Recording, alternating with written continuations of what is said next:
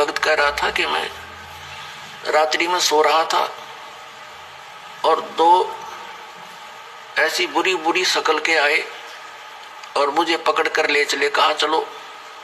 मैंने कहा कहाँ ले जा रहे हो? कि तुम्हारा टाइम हो लिया, तेरा समय पूरा हो गया है और धर्मराज के पास तुझे ले जा रहे हैं।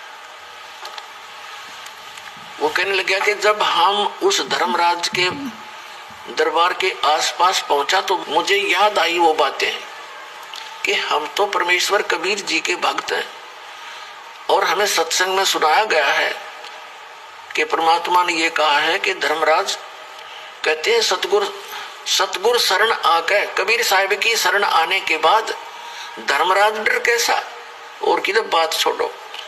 तो कहते वो बात याद आई मेरे। मैंने उनसे कहा भी तुम्हारे गलती लगी है, हम कबीर साहिब के भक्त हैं और आप यम के दूत हो। कहा हम यम के दूत हैं तो आप हमें नहीं ले जा सकते। वो कहने लगे चल चल तू फालतू बात ना कर, नहीं तुझे गढ़ देंगे।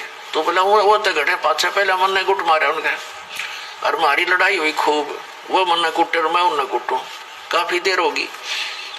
फिर उनमें से एक ने कहा कि भाई कम से कम पता तो कराओ, जब इतना कॉन्फिडेंस से ये कह रहा है आप, मैं इसको यहीं लिए खड़ा हूं और आप अंदर जाके वेरीफाई करो। धर्मराज के दरबार में कहता मैंने नो की नो वार्ता सुने उनकी, और उसने कहा जी एक ऐसे ऐसे कह रहा, आपने आदेश दिया लाने का। वो नो कहे कि भाई मैं कबीर साहब का भक्त हूं और तुम मुझे पकड़ नहीं सकते, तुम्हारी कोई औकात नहीं है।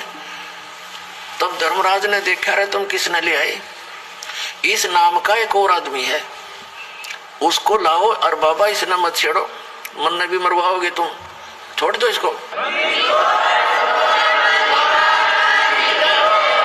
बाहर आया तो उसने कहा रे छोड़ बीमारी ने, और वो कह रहा था कि मुझे ऊपरे तो पटक दिया उनने, नो मारा पगा फेंक कर, और मैं उन्होंने करता हुआ।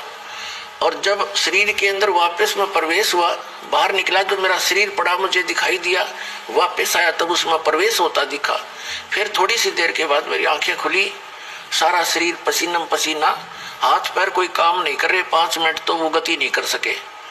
तो मेरे पक्का विश्वास हो गया कि आज मेरी टिकट कट गई थी, जब परमात्मा की शरण में नहीं होता।